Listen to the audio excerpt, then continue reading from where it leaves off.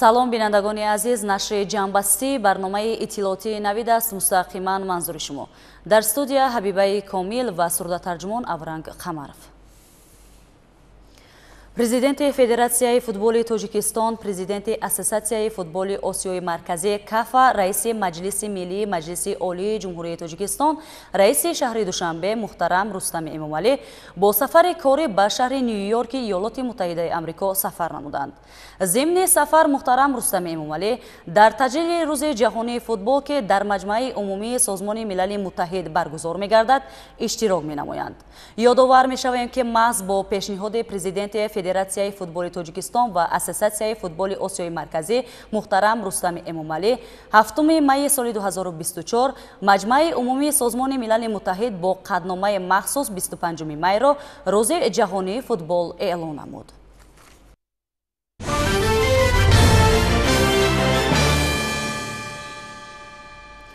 Сарвазири Ҷумҳурии Тоҷикистон Қоҳир Расулзода бо Президенти Федератсияи палатаҳои тиҷоратии Арабистони Саудӣ Ҳасан Ал-Ҳувайзӣ мулоқот намуд. Дар мулоқот масоили вобаста ба тақвияти ҳамкории иқтисодию тиҷоратӣ байни Тоҷикистон ва Арабистони Саудӣ баррасӣ карда шуд. ҳар ду ҷониб алоқамандии худро ба рушди ҳамкории иқтисодию тиҷоратӣ, сармоягузорӣ ва сайёҳӣ таъкид намуданд. дар ин замина тақвияти ҳамкорӣ барои таъсиси корхонаҳои муштараки саноатӣ зарур дониста шуд.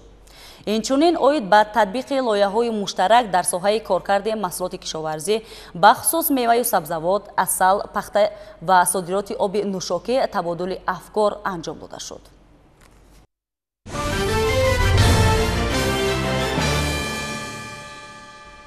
вазъи зудтағйирёбанда ва пуртазоди ҷаҳони муосир ҳаятҳои роҳбариву фармондеҳӣ ва хизматчиёни ҳарбии сатҳу зинаҳои гуногуни артиши миллии мамлакатро ба он водор менамояд ки сатҳи донишу малака ва тайёрии ҷангии хешро пайваста сайқал дода доимо дар ҳолати омодабош қарор дошта бошанд.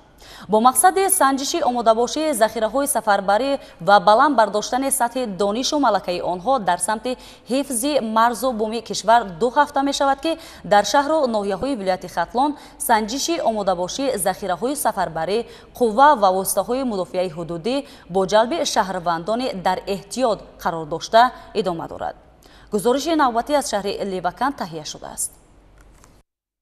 барои маълумот хотиррасон менамоем ки дар асоси дастуру супоришҳои сарфармондеҳи олии қувваҳои мусаллаҳи ҷумҳурии Тоҷикистон генерали артиш муҳтарам Эмомалӣ Раҳмон ва тибқи нақшаи омодагии ҷангии қувваҳои мусаллаҳ барои соли 2025 аз аввали соли ҷорӣ санҷиши омодабошии захираҳои сафарбарӣ, қувва ва воситаҳои мудофиаи ҳудудӣ бо ҷалби шаҳрвандони дар эҳтиёт қарордоштаи шаҳру ноҳияҳои кишвар аз ҷумла дар ҳудуди вилояти Хатлон бо маром ҷараён дорад.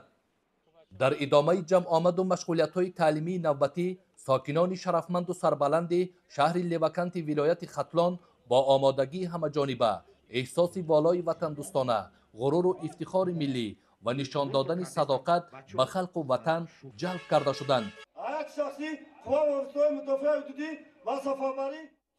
аз иштироки дастаҷамъонаи сокинон дар ин ҷамъомади ҳарбӣ маълум буд ки онҳо низ чун афсарону сарбозони артиши миллӣ баҳри ҳимоя аз манфиатҳои давлату миллат, таъмини амният ва иқтидори мудофиавии мамлакат ҳамеша омода мебошанд. албатта мо боварӣ гуфта метавонем ки ватани худро мо бо қудрати артиши худ метавонем имрӯз ҳифзу ҳимоя намоем, марзу буми худро ҳимоя намоем ва ин ифтихор аст ки мо дорои артиши бузург, дорои яъне ки хуб марзу ҳудуди хеле хуби худ ҳастем ва дар оянда низ кӯшиш мекунем ки дар чунин чорабиниҳо фаъолона иштирок намуда хуб сарвари давлатамон асосгузори сулҳу ваҳдати миллӣ, пешвои миллат, президенти ҷумҳурии Тоҷикистонро бовар кунонем ки мо ҷавонон дар баробари ғамхориҳои пешвои муаззами миллат имрӯз бо иқтидори бузург барои ҳимояи марзу буми ватан омодаем.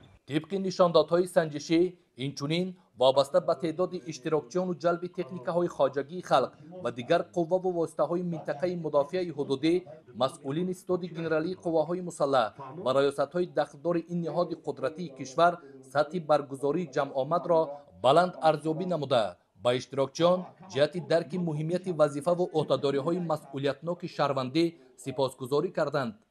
масъулини мақомоти иҷроияи ҳокимияти давлатии шаҳри Левакан зимни баромади худ дар назди иштирокчиён ёдрас шуданд, ки сокинон дар ҳама чорабиниҳои сиёсӣ ва ҷамъиятӣ бо масъулияти баланд иштирок намуда, дар ин росто дар самти иҷрои нақшаи даъвати ҷавонон ба хизмати ҳатмии ҳарбӣ низ саҳми арзанда доранд ва бо боварӣ изҳор менамоем, ки онҳо баҳри иҷрои ин рисолати муқаддас, яъне ҳифзи марзу бум ва таҳкими пояҳои давлатдории мустақили миллӣ доимо омода мебошанд.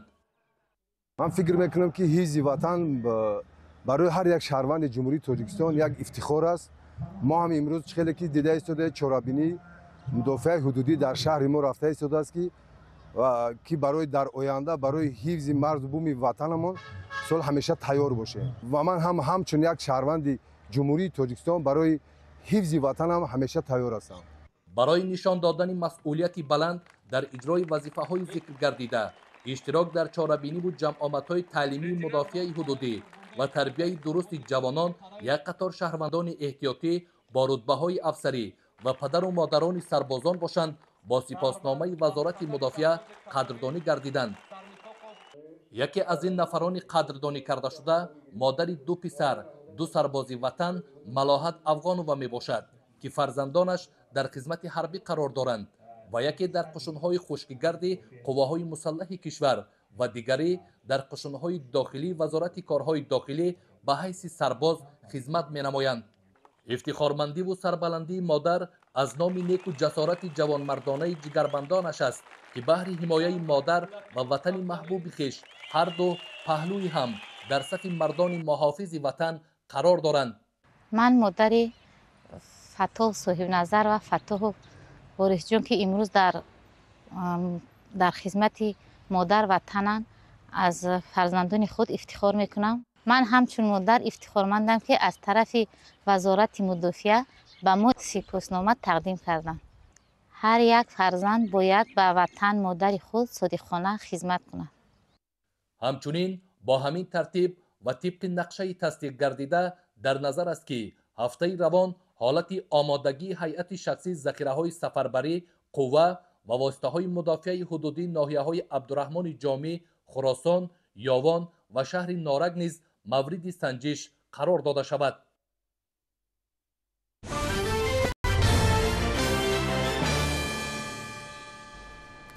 имрӯз дар вазорати корҳои хориҷии ҷумҳурии Тоҷикистон дар иртибот ба баргузории конфронси байналмилалии сатҳи баланд оид ба ҳифзи пиряхо, ки аз 29 то 31 май доир мегардад, барои хабарнигорон ва намояндагони корпуси дипломатӣ брифинг доир шуд. зимни ин тадбир ҷузъиёти баргузории ин ҳамоиш шарҳ дода шуд. нақшачорабиниҳо оид ба омодагӣ ва баргузор намудани конфронси байналмилалии сатҳи баланд оид ба ҳифзи пиряхо 2025 ташкилу тасдиқ гардида гурӯҳҳои корӣ барои дар сатҳи зарурӣ гузарондани ин тадбир ҳамаҷониба корбарӣ доранд. дар ин бора дар вазорати корҳои хориҷии мамлакат зимни изҳорот, ки бо иштироки намояндагони корпусҳои дипломатӣ ва хабарнигорон баргузор шуд, иттилоъ доданд. гуфта шуд, ки Тоҷикистон соли ҷорӣ мизбони чунин тадбири сатҳи баланд гардида, дар он иштироки намояндагони волумақом, роҳбару намояндагони созмонҳои мухталифи минтақавиву ҷаҳонӣ дар назар дошта шудааст. зикр рафт, ки конфронси байналмилалии сатҳи баланд оид ба ҳифзи пиряхо дар доираи эълон гардидани соли 2025 соли байналмилалии ҳифзи пиряхо, ки бо ибтикори президенти ҷумҳурии Тоҷикистон пешвои миллат муҳтарам Эмомалӣ Раҳмон аз ҷониби беш аз 150 давлати аъзои Созмони Милали Муттаҳид дар иҷлосияи 77-уми Маҷмаи умумии Созмони Милали Муттаҳид моҳи декабри соли 2022 дастгирӣ ёфт, гузаронида мешавад.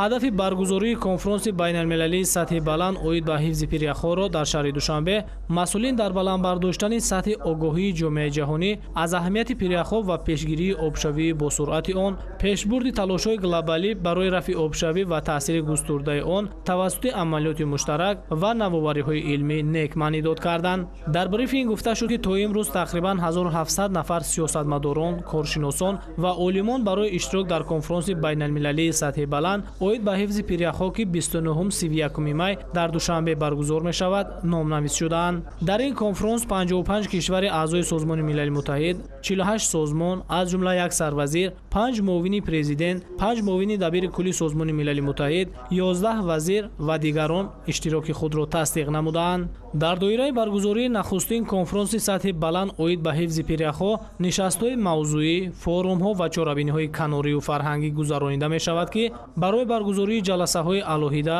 вохӯриву мулоқотҳои гуногун, ташкили мубоҳисаву табодули таҷрибаву андеша миёни иштирокчиён аз саросари олам дар мамлакат шароиту имконияти мусоиду муносиб фароҳам оварда хоҳад шуд.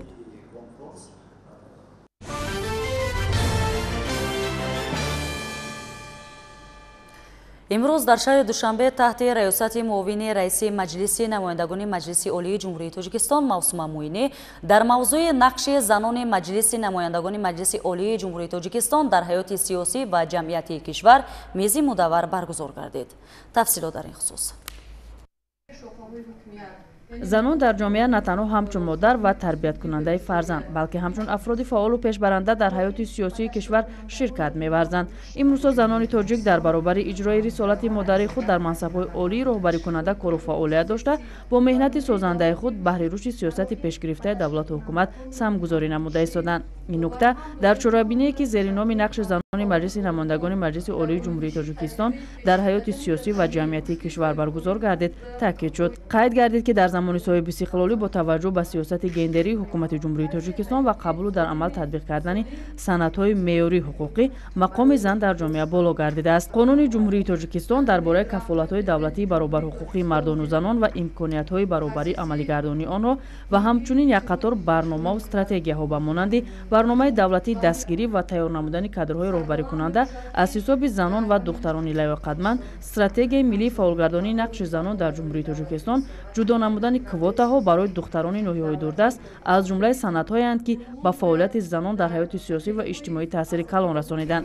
дар чорабинӣ баромадкунандагон зикр доштанд, ки соҳиби истиқлолӣ дар назди занону бонувон рисолати пурмасъулияти ватандорию ватансозиро пеш гузошт. ин рисолати муҳими таърихӣ тақозо мекунад, ки занон бо тарбияи насли худогоҳу худшинос ва иҷрои вазифаҳои давлатӣ қарзи фарзандии худро дар назди ватан содиқона адо намоянд. дар идомаи кори ҳамоиш доир ба нақши арзандаи занону бонувони тоҷик дар ҳаёти сиёсиву иҷтимоии кишвар маърузаҳо пешниҳод карда шуд.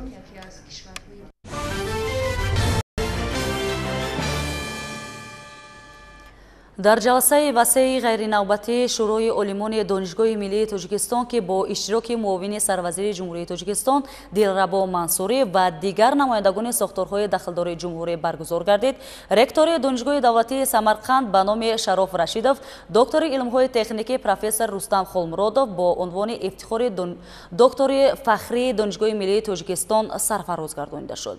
аз рафти ин чорабинӣ ҳамкорони мо гузориш медиҳанд. дар доираи чорабинии навбатӣ меҳмонон аз намоишгоҳи донишгоҳи миллии тоҷикистон боздид намуданд. намоишгоҳ аз гӯшаҳои китобҳои таълиф намудаи пешвои миллат, президенти ҷумҳурии тоҷикистон муҳтарам Эмомалӣ Раҳмон, китобҳои тозанашри илмию таълимии устодону кормандони донишгоҳ, дастовардҳои маркази биотехнология ва парки технологии донишгоҳ, институти илмии таҳқиқотӣ ва ғайра иборат буд. муовини сарвазири ҷумҳурии тоҷикистон Дилрабо Мансурӣ зимни суханронӣ дар бораи заминаҳои устувори ҳамкориҳои илмӣ, фарҳангӣ ва таълимии Тоҷикистону Ӯзбекистон ва нақши муассир ва созандаи профессор Рустам Халмуродов дар таҳкими ин муносибатҳо суханронӣ намуд. таъкид намуд, ки шахсияти донишманд ва роҳбари бо таҷрибаи таълимӣ ва илмӣ будани профессор Рустам Халмуродов дар рушди равобити дуҷонибаи муассисаҳои таҳсилоти олии ду кишвар саҳми назаррас гузоштааст. ректори донишгоҳ зимни баромади худ таъкид намуд, ки ин иқдом дар заминаи сиёсати хиратмандонаи роҳбарони олии ду кишвари дӯсту ҳамҷавор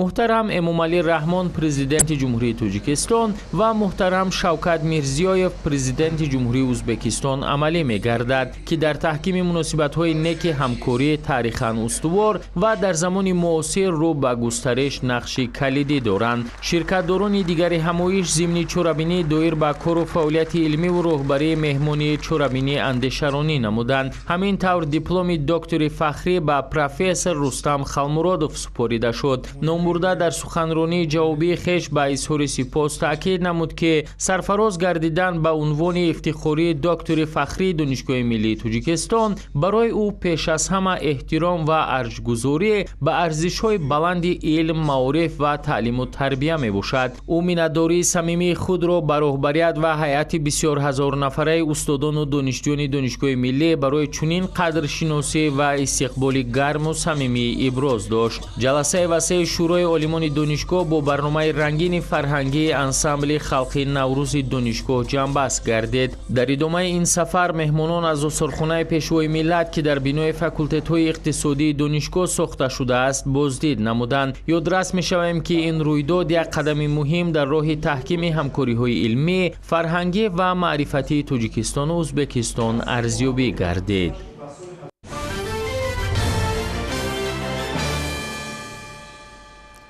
бо мақсади баланд бардоштани маърифати ҳуқуқии шаҳрвандон дар самти истифодаи самараноки нерӯи барқ, татбиқи Қонуни Ҷумҳурии Тоҷикистон дар бораи масъулият дар таълиму тарбияи кӯдак ва дигар санадҳои амалкунанда дар шаҳри Кӯлоб, мулоқоти намояндагони судии вилояти Хатлон бо сокинон доир шуд. тафсилоти бештар дар гузориши ҳамкоронамон.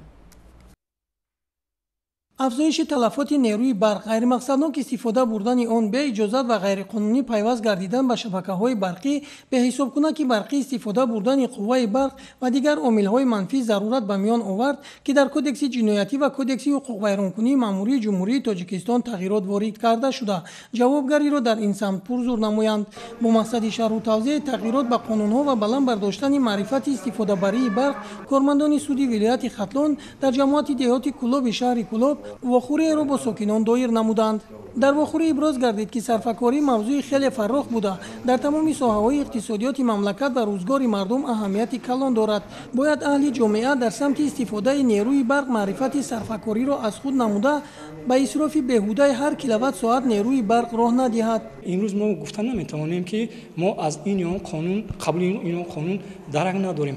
яъне борои гузаронидани чунин вохӯрии суҳбатҳо ба саҳми мардин он тағйири ловҳоеро ки қонунгузорӣ пешбинӣ кардааст, бахусус қонунҳои ҷумҳурии Тоҷикистон дар бораи ҳуқуқвайронкунии маъмурӣ ва Кодекси ҷиноятии ҷумҳурии Тоҷикистон, ки марбут ба ғайриқонунӣ истифода бурдани қувваи барқ ва қонунгузории ҷумҳурии Тоҷикистон дар бораи масъулияти падару модарро дар бар мегирад, диққати мардумро мо ҷалб карда истодаем.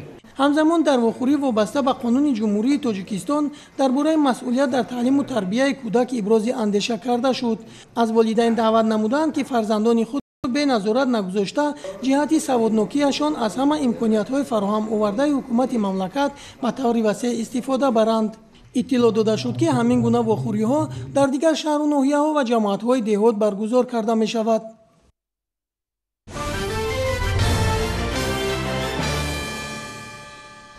дар заминаи сиёсати созандагии роҳбарияти давлату ҳукумати ҷумҳурии Тоҷикистон дар назди муассисаҳои таълимии ноҳияи шаҳри Туз бунёди симхонаҳои иловагӣ бо маром идома дорад.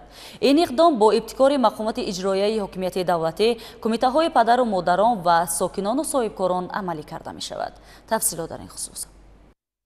дар доираи корҳои ободониву созандагии муассисаҳои таълимии ноҳияи шаҳри Туз, соҳиби биноҳои наву симхонаҳои иловагӣ бо тарҳи муосир гашта, шарту шароити таълим барои хонандагон ҳам рӯ ба беҳбудӣ ниҳодааст. сохтумони бинои симхонаҳои иловагӣ дар назди муассисаи таҳсилоти миёнаи умумии рақами 6 ҷамоати деҳоти тоҷдорони ноҳия метавонад далели равшани гуфтаҳои боло гардад. бояд гуфт, ки бинои мазкур аз ҳисоби кумитаи падару модарон бунёд гашта истодааст ва аз 2 ошона ва 16 симхона иборат аст. чунин корҳои ободонӣ дар ҷамоати деҳоти пахтоободи деҳаи ваҳдати ноҳия низ бо маром идома дорад. дақиқан дар назди муассисаи таҳсилоти миёнаи умумии рақами 19 ҷамоат сохтумони бинои симхонаҳои иловагӣ иборат аз 2 ошона ва 28 симхонаю 3 утоқи корӣ барои омӯзгорон идома дорад. бинои мазкур ҳам бо дастгирӣ ва саҳми бевоситаи волидайни хонандагону соҳибкорони маҳаллӣ бунёд гашта истодааст. мо якҷоя маъзият кардем маҷлис кардем қати падару модарон, ҳамун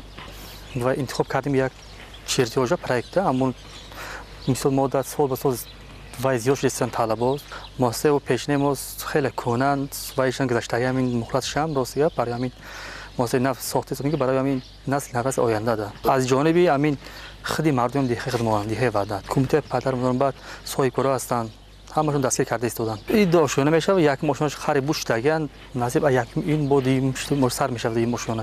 بنا به اطلاع مسئولین ساحه در نزد مؤسسه تحصیلات میانه عمومی رقم 42 واقع در دهه مرزدار ناحیه نیز بینای دوشونه صنفخانه‌های علاوگی عبارت از 8 صنفخانه و یک اتاق معلمان برای 160 خواننده در دو بخش ساخته و به استفاده داده شده است. محض همین گونه کارهای سازندگی و دستگیری کمیته پدر و مادران است که امروز نارسایی جای نشست در مؤسسه مذکور به نظر نمی رسد. بعد ساخته شدن صنفخانه علاوگی همه کمبودهایی که عاید به نارسایی صنفخانه همش برطرف شد.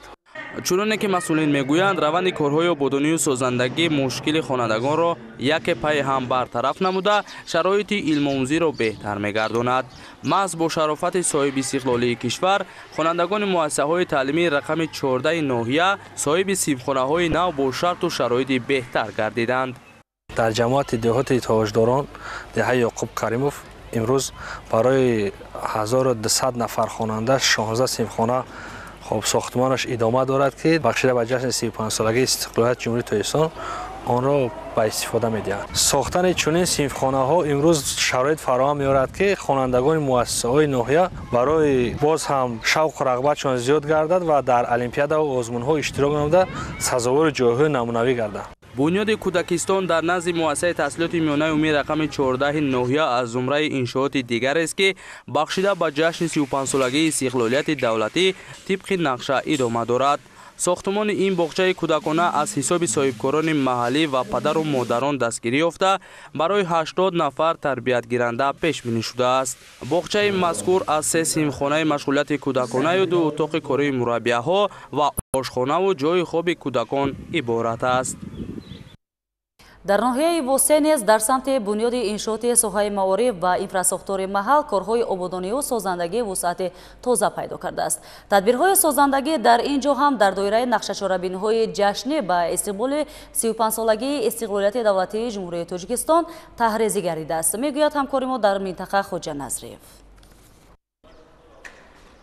در ناحیه وسطی در مؤسسه تاسیسات میانه عمومی رقم 11 در دایره کارهای سازندگی تیره‌های کهنه صنفخانه‌ها و تیره‌های نوی پلاستیکی عوض کرده می‌شوند. رهبریت مؤسسه اطلاع دادند که مکتب به عوض نمودن تیره‌ها نیاز داشت، زیرا که تیره‌ها کهنه و فرسوده شده بودند و با اندک وزش شمال در تیرما و زمستان ضرورت پیش می‌آمد که آنها را تیز تیز تعمیر نمایند. ختم کردگان مؤسسه تحصیلات میانه عمومی رقم 11 ناحیه وسطی اقدام گرفتند که در و تیره‌های مؤسسه را پورا از نوسازی نمایند. کارهای آبادانی در این سمت با مرام ادامه دارد.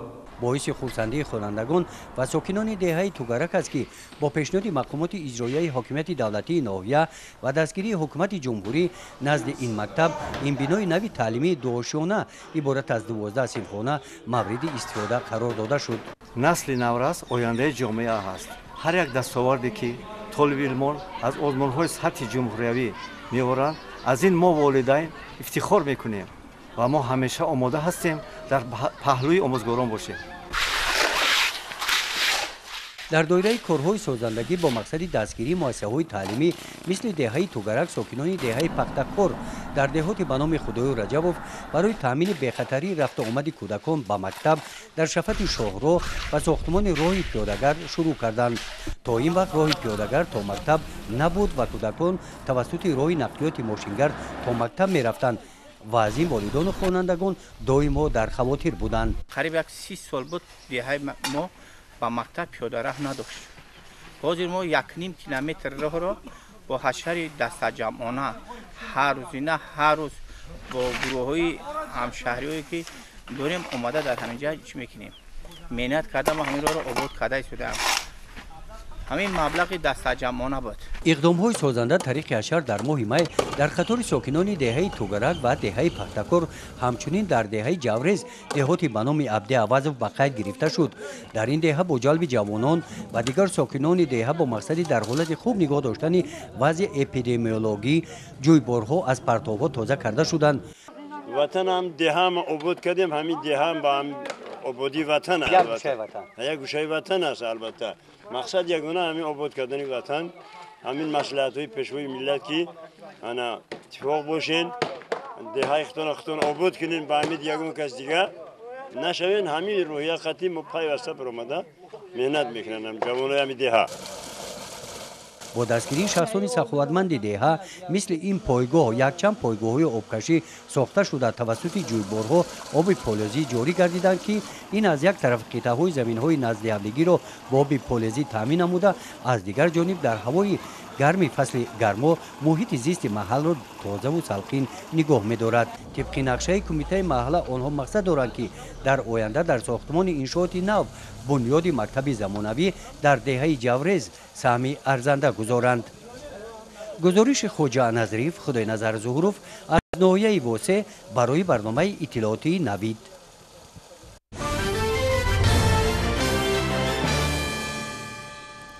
در شهر نورک ولایت خاطلون بخشیده به روز جوانان تاجیکستان که همساله 23 می تجلیل می‌گردد، جلسه شورای کار با جوانان نزد مقامات اجرایی حاکمیت دولتی برگزار شد. در همایش بابت تقویت بخشیدن فعالیت در بخش کار با جوانان و ورزش شهر و دستگیری سیاست دولتی جوانان ابراز اندیشه کرده شد. پیش از آغاز جلسه شورای کار با جوانان و ورزش شهر نورک در صحن قصر فرهنگ، غالبان آزمون‌های ولایتی و جمهوریوی و بین‌المللی، دستپروران مکتب‌های ورزشی و دیگر جوانان فعال شهر دستاوردهای خود را به نمایش گذاشته بهای بلند گرفتند. قسمت اساسی همایش در تالار قصر فرهنگ با اشتراک مسئولین مقامات اجرایی حکومت دولتی، بخش کار با جوانان و ورزش شهر، مدیران بخش کار با جوانان تشکیلات و مؤسسه‌ها، گیرندگان استیپندیای پرزیدنت جمهوری تاجیکستان، غالبان آزمون‌ها و آموزگاران جوان ادامه یافت. اطلاع داده شد که شماره جوانان در شهر نورک 19760 نفر را تشکیل می‌دهند. عین زمان در شهر 2 مکتب ورزشی، 1 ورزشگاه، 14 تالارهای ورزشی، 48 عدد میدانچه‌های گوناگون ورزشی و 1 حوض شناوری به جوانان خدمت می‌رسانند. инчунин баҳри донишандозӣ ва илмомӯзӣ 28 адад муассисаҳои таълимӣ ва литсею гимназия фаъолият менамоянд. зикр гардид ки баҳри баланд бардоштани маънавиёти ҷавонон оид ба пост доштани таъриху фарҳанг, арзишҳои ахлоқӣ ва муқаддасоти миллӣ аз ҷониби масъулин давоми соли ҷорӣ дар кӯчаву хиёбонҳо, маҳаллаҳо ва муассисаҳои таълимӣ миёни кормандон ва ҷавонон хонишҳои сиёсӣ дар мавзӯъҳои гуногун, ҳамчунин мисҳои мудаввару конференсияҳо гузаронида шуд. дар идома дигар ҷавонони фаъоли даврони соҳибистиқлолии кишвар бо хушнудиву ризояти комил баромад намуда аз таваҷҷӯҳ ва дастгириҳои пайвастаи пешвои миллат муҳтарам Эмомалӣ Раҳмон бо изҳори сипосмандӣ ваъда доданд ки дар оянда ба халқу ватан хизмат менамоянд. ҳамчун ҷавон ва ҳамчун давомдиҳандаи кору пайкори насли гузашта кӯшиш мекунем тамоми нерӯ ва қувваи бузурги худро барои ояндаи боз ҳам дурахшони ватани азизамон сарф намоем. ёдовар шудан ба маврид аст ки дар даврони соҳибистиқлолии кишвар фаъолияти шӯрои миллии кор бо ҷавонон дар назди президенти кишвар, кумитаи кор бо ҷавонон ва варзиши назди ҳукумати ҷумҳурии Тоҷикистон, фаъолияти иттифоқи ҷавонони Тоҷикистон ва ба тасвиб расидани як қатор қонуну санадҳои муҳим оид ба сиёсати давлатии ҷавонон далели возеҳи таваҷҷӯҳи пешвои миллат муҳтарам Эмомалӣ Раҳмон ба ин қишри нерӯманду созандаи ватан мебошад. Салоиддин Неъматов, Маҳмудҷони Зиёвиддин барои барномаи иттилоотии Навид аз шаҳри Норак.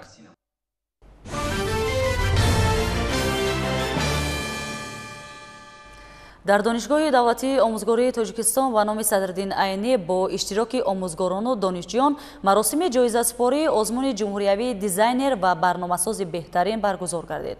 озмуни мазкур 2 рӯз баргузор гардида беҳтаринҳо муайян ва қадрдонӣ шуданд. озмуни ҷумҳуриявии дизайнер ва барномасози беҳтарин миёни донишҷӯёни муассисаҳои таҳсилоти олии касбии ҷумҳурии Тоҷикистон барои дарёфти ҷоми ректори донишгоҳи давлатии омӯзгории Тоҷикистон ба номи Садриддин Айнӣ бахшида ба эълон гардидани солҳои 2025-2030 солҳои рушди иқтисоди рақамӣ ва инноватсия баргузор гардид. зимни ҷанбасти озмун муовини ректор оид ба корҳои илмӣ ғолибонро шодбошӣ намуда тӯҳфаҳои хотиравӣ ба ғолибони озмун супорид. лоиҳаи ман культиватори хурдҳаҷми нармкунанда ва ғизодиҳандаи барои трактораҳои хурдҳаҷм мебошад ки барои дар заминҳои назди ҳавлигӣ, назди идорагӣ ва дар гармхонаҳои хурд яъне ки ба кор истифода бурда мешуд. яъне ки дар як раванди технологӣ ду корро иҷро мекард. якум нарм кардани заминҳо ва дуюм бошад нури минералии хушкро дар замин дар қаъри замин ки дода медиҳад.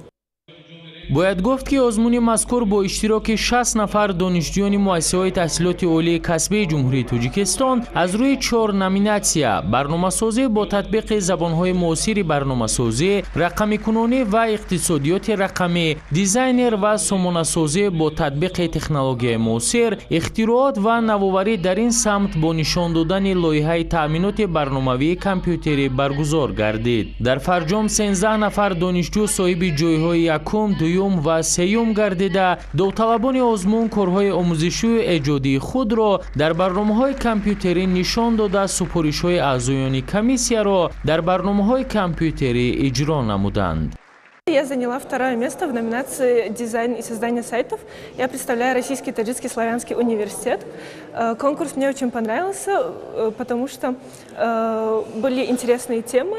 Нужно было выбрать на свободную тему. Я выбрала клининговую компанию, а также нам нужно было объяснить актуальность темы, сделать логотип, бренд, создать UX-UI-дизайн к нему и в конце выступить и объяснить наш проект.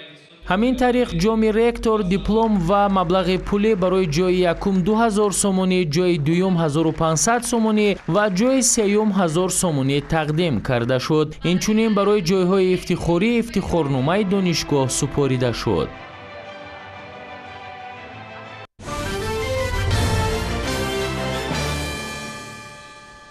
дар шаҳри ҳисор соҳаи кирмакпарварӣ сол то сол рушд ёфта, саҳми деҳқонон дар густариши ин бахши хоҷагидорӣ назаррас мебошад.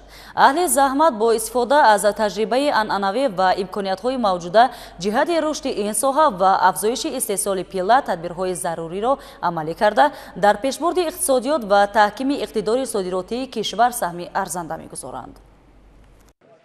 дар шаҳри ҳисор сол аз сол кирмакпарварӣ рушд ёфта, деҳқонони шаҳр баҳри тараққии соҳа саҳми босазо мегузоранд.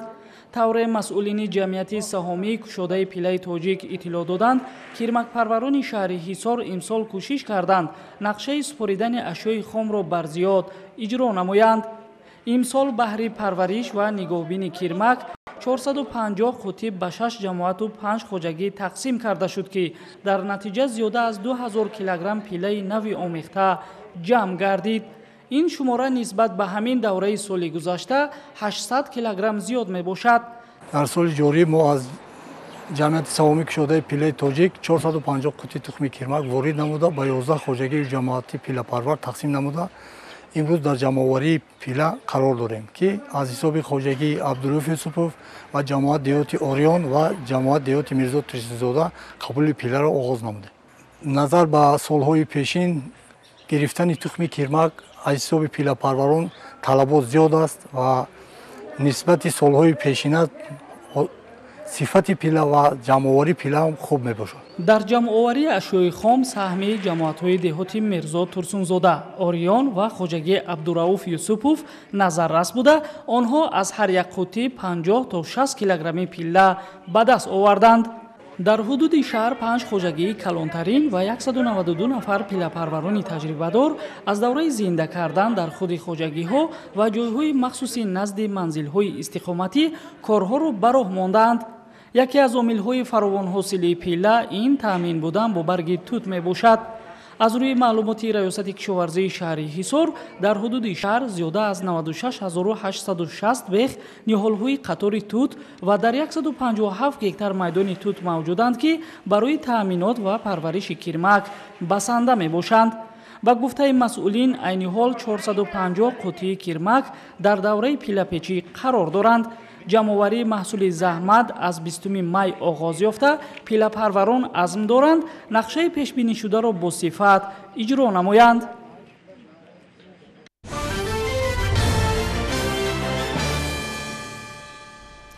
шаҳри Конибодом макони меваҳои шаҳдбор аз ҷумла зардолу мебошад. Зардолуи ин минтақа хушмаззаву серхаридор аст.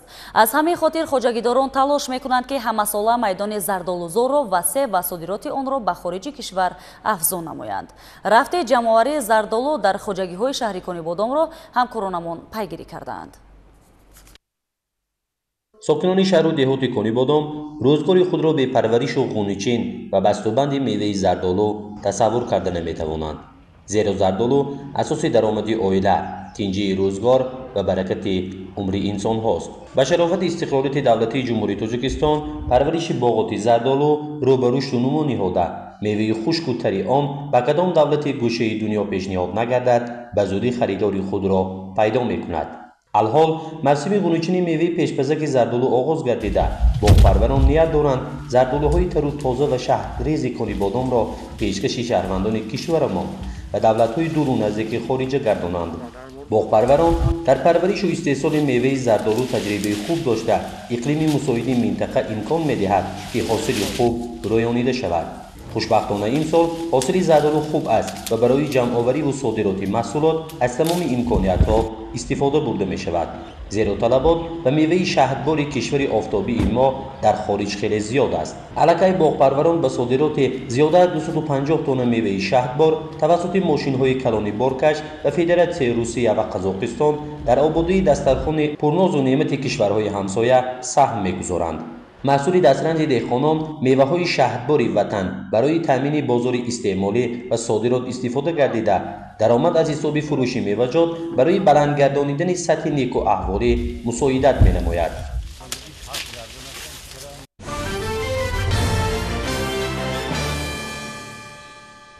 بگوهی امروز در تئاتر دولتی اکادمی اپرا و بالت به نام صدرالدین عینی مراسم افتتاح روزهای فرهنگ آذربایجان در تاجیکستان برگزار شد. این تدبیر مهم در زمینه تقویت مناسبت‌های متقابلا سودمند میان تاجیکستان و آذربایجان عملی کرده می شود. جزئیات بیشتر موضوع در شرح خبرنگارانمان. در تئاتر دولتی اکادمی اپرا و بالت به نام صدرالدین عینی مراسم رسمی افتتاح روزهای فرهنگ جمهوری آذربایجان در تاجیکستان آغاز یافت. در افتتاح روزهای فرهنگ آذربایجان در تاجیکستان وزیران فرهنگ هر دو کشور اشتراک کرده راجع به همکاری‌های صحوی میان تاجیکستان و آذربایجان حرف زدند. گفته شد که برگزارسازی تدبیر امروزه در تاجیکستان خودنشانه مناسبت‌های رشد کرده کشورها در بخش فرهنگ بوده. در این زمینه دیگر چاره‌بینی‌ها نیز برگزار کرده می‌شود. مهمانان از پذیرایی صمیمی و استقبال گرم مردم تاجیک یادرس شده تاکید داشتند که با برگزارسازی برنامه جالب فرهنگی آنها نیز کوشش خواهند کرد تا تدبیر امساله را برای مهمانان و اهالی تاجیکستان خاطرمان созанд. Вчера наша делегация прибыла, и эта делегация была большого состава, 130 человек. Здесь были представлены все культурные направления Азербайджана. С утра у нас была двусторонняя встреча министров культуры Таджикистана и Азербайджана, а сегодня мы присутствуем на гала-концерте. Это будет грандиозный гала-концерт, потому что наши деятели искусства очень серьезно к этому подготовились. В прошлом году, в 2023 году, были Дни культуры Таджикистана в Азербайджане, и мы до сих пор под впечатлением этого прекрасного концерта и этих Дней культуры. پس از سخنرانی‌ها برنامه محتشم کنسرتی در اجرای فرهنگیان جمهوری آذربایجان که ترنمگر دوستی و رفاقت میان خلق‌های تاجیک و آذربایجان بود، قسمت اصلی برنامه روزهای فرهنگ آذربایجان در تاجیکستان را مکمل ساخت. با پیشنهاد رقص و سرودهای جالب، اهل هنر، فرهنگ و صنعت ملی مردم آذربایجان را به اشتراکچیان نشان دادند.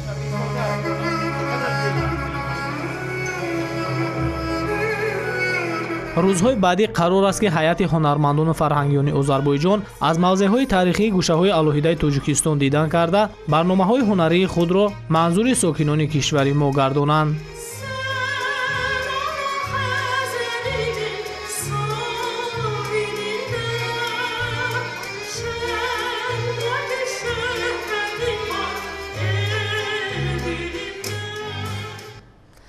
در دایره روزهای فرهنگ جمهوری آذربایجان در تاجیکستان امروز در آثارخانه ملی تاجیکستان نمایشگاه میراث ملی دردانه‌های جاویدانه صنعت آذربایجان برگزار شد. گزارش در این باره. در آثارخانه ملی تاجیکستان نمایشگاه میراث ملی دردانه‌های جاویدانه صنعت آذربایجان منظور تماشابینان گردانیده شد. هیئت روزهای فرهنگ با مصوره‌های تاریخی، آثارخانه کتاب و تالار کتاب‌های تازه نشر شناس شد. نمایش مذکور در دایره روزهای فرهنگ آذربایجان در تاجیکستان برگزار شده مهمانان و ساکنان از آن دیدن نمودند. تأکید گردید که فرهنگ خلق‌های دو مملکت از روی عنعنه و طرز زندگی به هم نزدیکی دارد. баргузории рӯзҳои фарҳангӣ барои ҳамаи дӯстдорони санъат воқеаи муҳим ва тарихӣ аст. зеро рӯзҳои фарҳангӣ робитаи ду давлатро боз ҳам мустаҳкам менамоянд. ҳамкории илмию фарҳангии ду давлат яке аз саҳифаҳои дурахшони равобити Тоҷикистон ва Озарбойҷон маҳсуб мешавад. зеро табодули таҷрибаи донишмандон, устодон, донишҷӯён, амалӣ сохтани барномаҳои фарҳангию мусиқӣ ва иштироки аҳли илму фарҳанг дар маросими фарҳангӣ афзалияти асосии ин муносибатҳо мебошанд.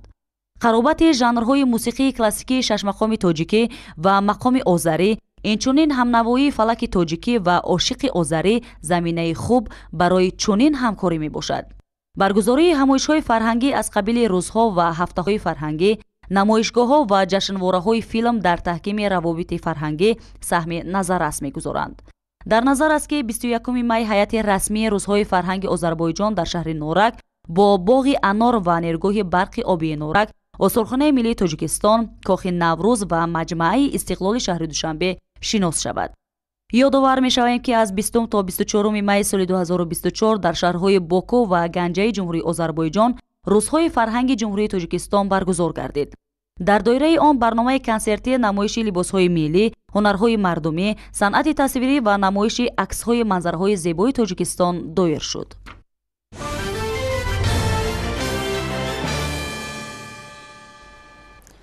шодравон Аловиддин Абдуллоев аз зумраи ҳунарпешаҳои нотакрори санъати театри тоҷик ба шумор меравад.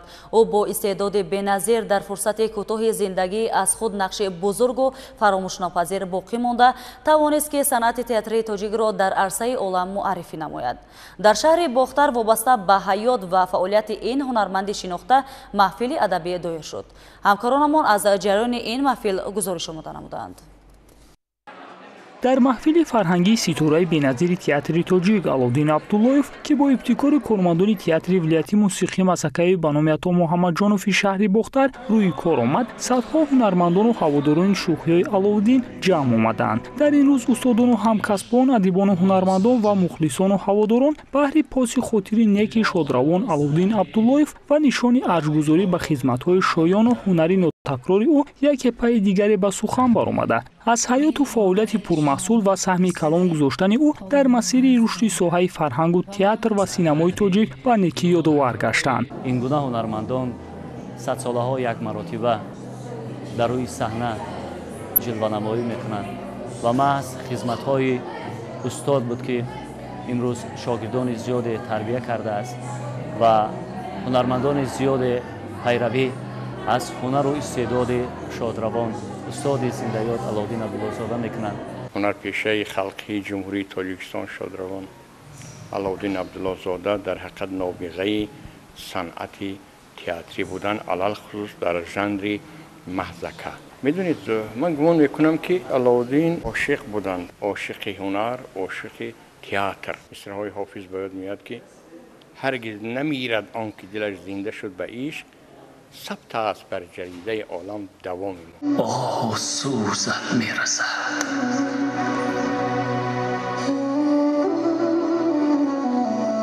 به حضورت جشن برپا می شود،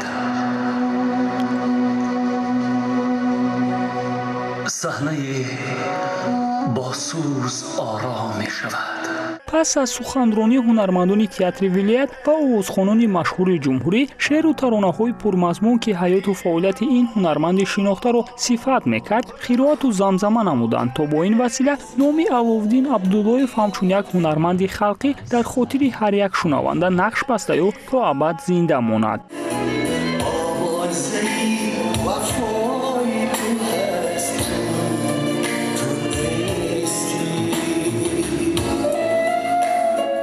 ما هنرمندان تئاتر ولایتی موسیقی مسکوی به نام عطا محمدجان شهر باختر تصمیم گرفتیم که این جشن را با پیشنهاد یک نمایشنامه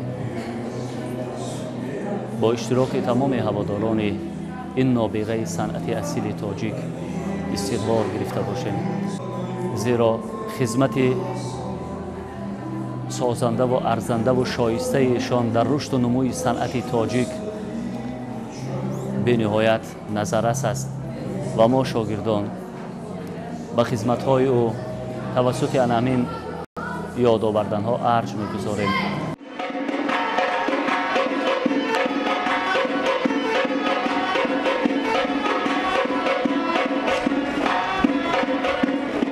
در ادامه محفل هنرمندان تئاتر موسیقی مسلکه‌ای به نام عطا محمدجانوف شهری بختر همچون پاسی خاطر این هنرمند نمایشنامه خود را با نام زنگیری و دمگیری منظور دوستداران تئاتر گردانیدند. نمایشنامه مذکور در تهیه کارگردان شکرزاده قربان محمد آماده گشته. هنرمندان با یک صمیمیت خاصه نقش آفرینی نمودند که از طرف حاضرین خوش پذیرفته شد.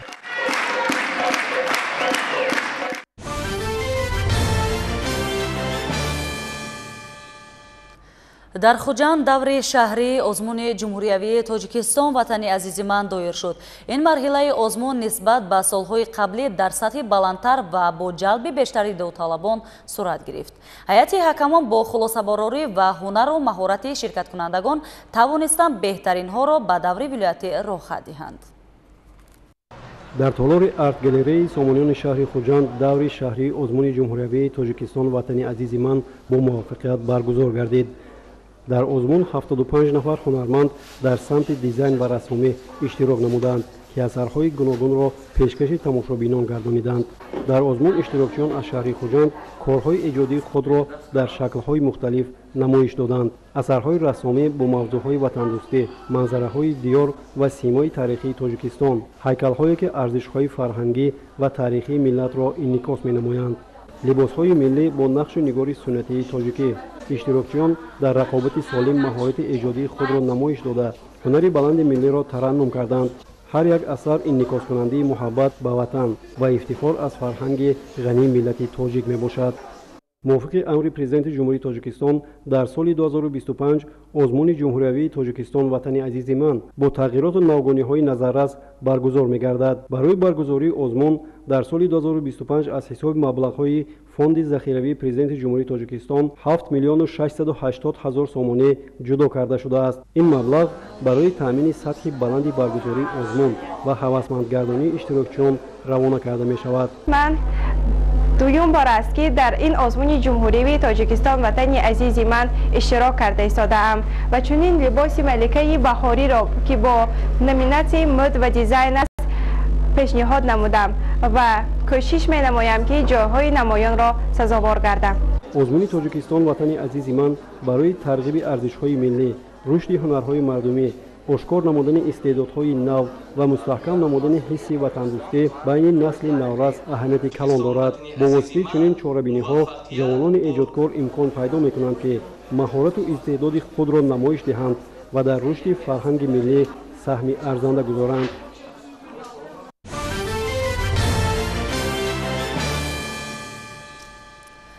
در دایره نقشه چاره‌بینی‌ها بخشیده بر روز جوانان تاجیکستان در ناحیه دنغره مسابقه دوی ملی دایر شد. گزارش در این خصوص. бахшида ба рӯзи ҷавонони тоҷикистон дар ноҳияи данғара мусобиқаи дави миллӣ доир карда шуд. дар ин чорабинӣ оммавӣ кормандони ташкилоту муассиса, донишҷӯёни донишгоҳу коллеҷҳо, хонандагони муассисаҳои таҳсилоти миёнаи умумӣ ва дигар сокинон фаъолона иштирок намуданд. иштирокчиёни ин мусобиқа масофаи муайян гардидаро ки аз диҳаи корес то майдони парчами давлатии ноҳия дар ду масофа 3 ва 5 километр таъин гардида буд тай намуда мавқеи худро муайян намуданд. мусобиқаи дучархаронӣ низ дар ин рӯз бо иштироки дӯстдорони ин намуди варзиш гузаронида шуд. баҳри фатҳи масофаи муайян гардида дучархаронони зиёд новобаста аз сину сол талош намуданд ки муваффақиятро ба даст оранд. аз рӯи натиҷаи дав ва иттилои доварон маълум гардид ки байни ҷавонон дар масофаи 3 километр Каримов Сафар аз ҷамъияти деҳоти Себистон сазовори ҷои аввал, Саддам Зоиров донишҷӯи донишгоҳи давлатии Данғара ҷои дуюм ва ҷои сеюмро бошад Тӯйчи Ахмедов ишғол намуда бо тӯҳфаву ифтихорнома сарфароз гардиданд. миёни бонувон бошад дар масофаи 3 километр Ҳамида Ҳасанова ҷои аввал, Нисо Улуғова ҷои дуюм ва Марьям Сафарализода ҷои сеюмро ишғол намуданд. ғолибони марафони велосипедронӣ низ аз ҷониби доварон муайян гардида қадршиносӣ карда шуданд. ба ҳамин тартиб дигар иштирокчиёни фаъол низ аз ташкилоту муассисаҳои ноҳия бо ифтихорномаву тӯҳфаҳои мақомоти иҷроии ҳокимияти давлатии ноҳияи Данғара қадршиносӣ гардиданд. Салоҳиддин Неъматов, Маҳмудҷони Зиёвиддин барои барномаи иттилоотии Навид аз ноҳияи Данғара.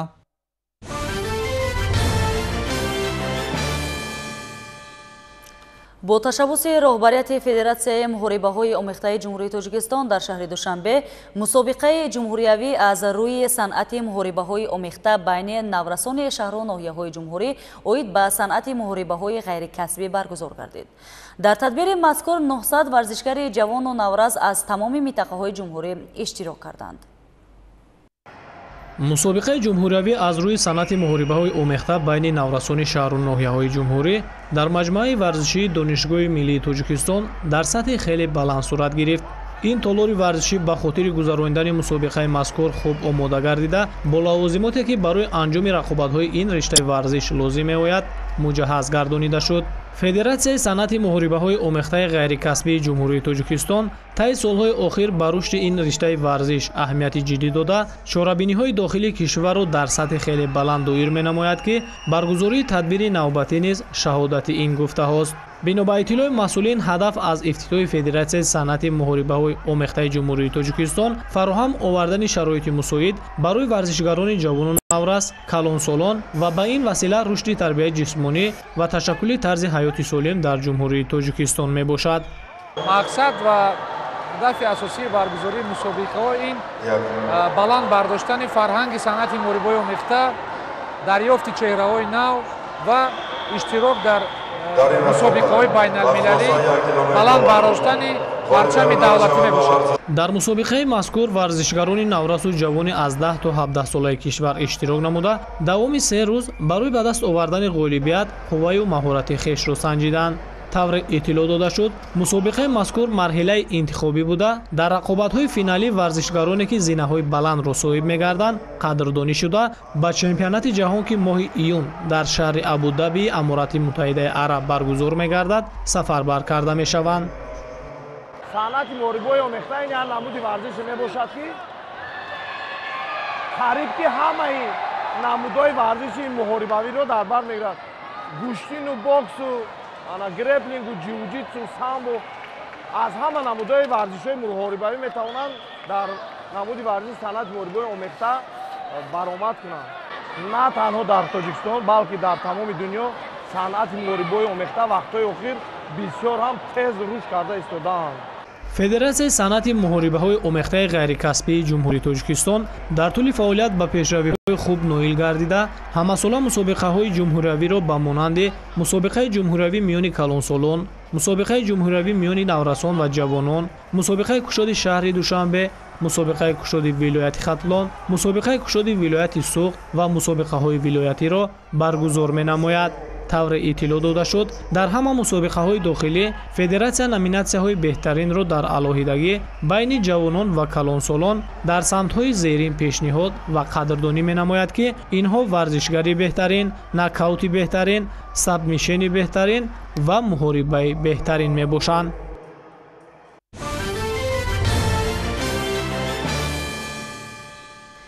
тамошобинони азиз ин буд барномаи иттилоотии навид ки мустақиман манзури шумо гардонидем.